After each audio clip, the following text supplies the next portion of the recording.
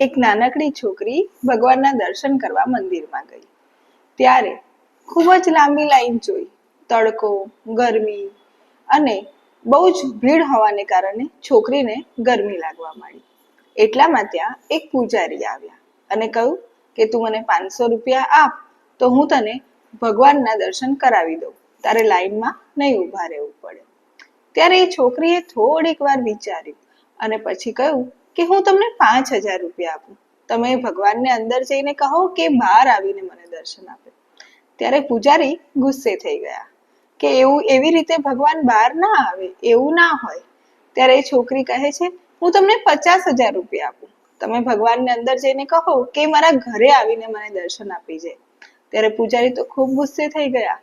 તારામાં બુદ્ધિ છે? તને શરમ આવે છે છોકરી? ભગવાન કઈ ઘરે આવીને થોડી દર્શન આપી જાય? ત્યારે છોકરી કહે છે હું તમને આ જ વાત કહેવા માંગુ છું. ભગવાન ભક્તિના ભૂખ્યા છે, પૈસાના નહીં.